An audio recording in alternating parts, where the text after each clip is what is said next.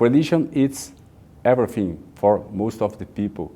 It's a thing that you have a faith in God, but you need a good environment to live here.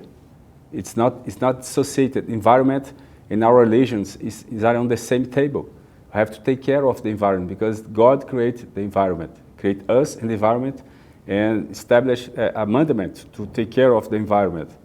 It's an order to us.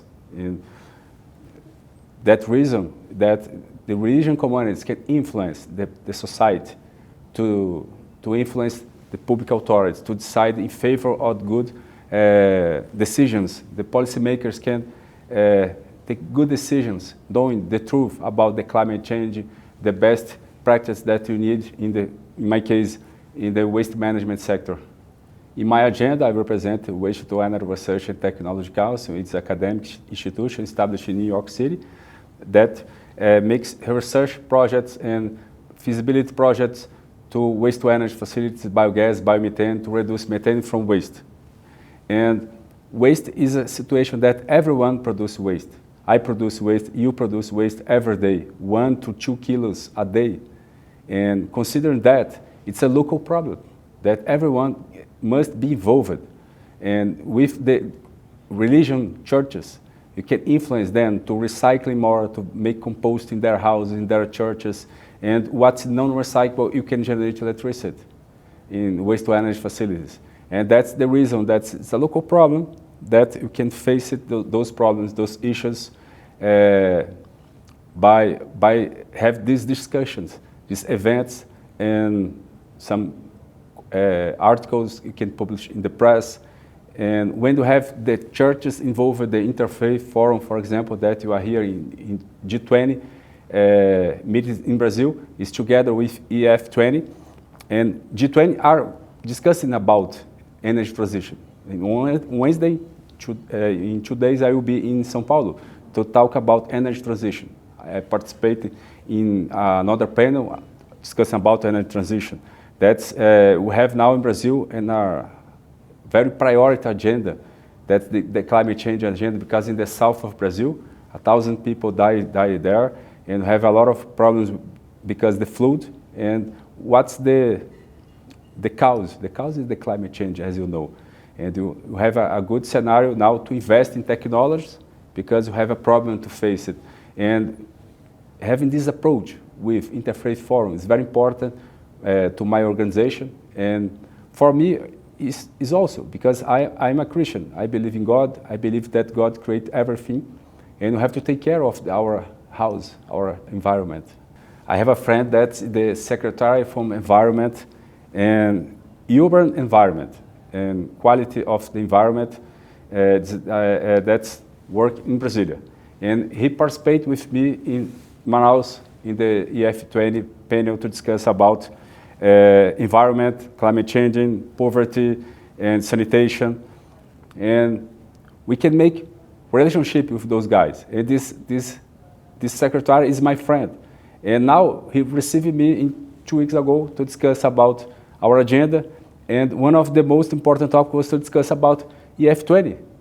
He was discussing to me, oh, my friend, it was good to talk about my faith. I would like to go to a church, to come back to a church, to know more about God. And EF20 make this bridge in public authorities and the faith. I think that's very important because faith is something that is about our existence. It's about where I'm going, why I'm here. It's about existential thought. And I think that when you are thinking about faith, you are thinking about what we are,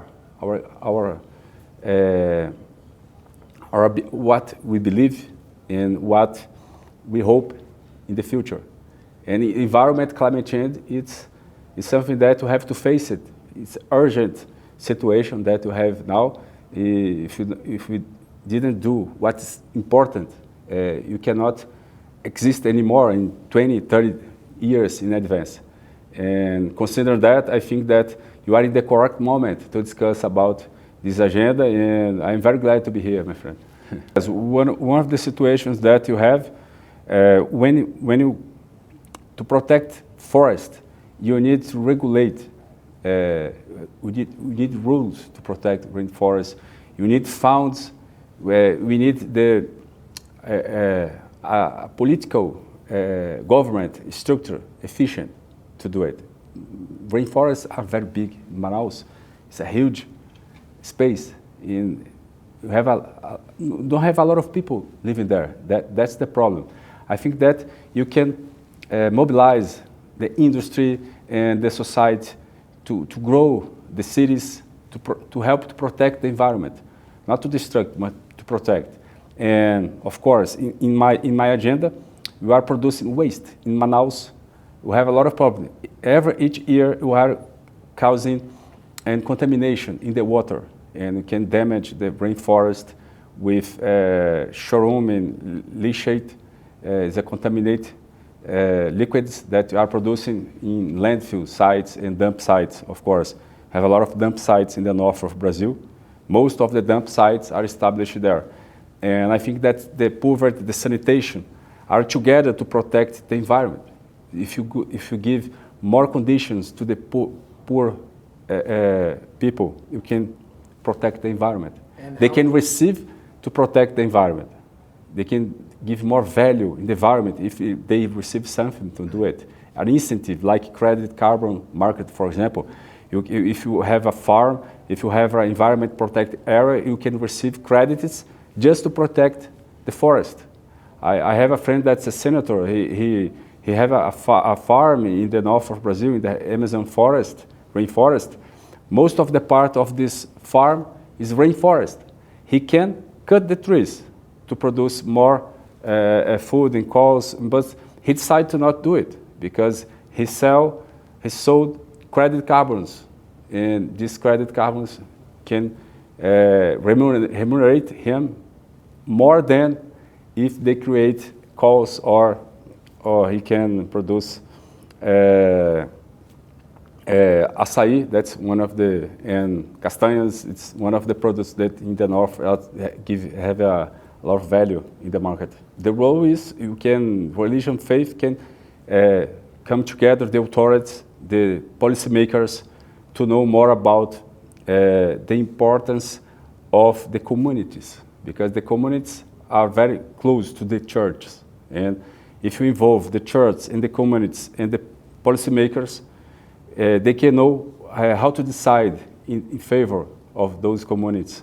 It's best when you know the reality, what are the necessities they have, you can decide best, take good decisions if you know what the needs they have. I think that you have to take care of everything, not only specific interest, but everyone have to take care of the environment, the poverty, the social difference, about the climate agenda, and to not let anyone behind. For me, is to observe the necessity of the society, and the necessity in the north of Brazil specifically, because Belém, for example, we have a COP30 there, they don't have infrastructure, they don't have sanitation.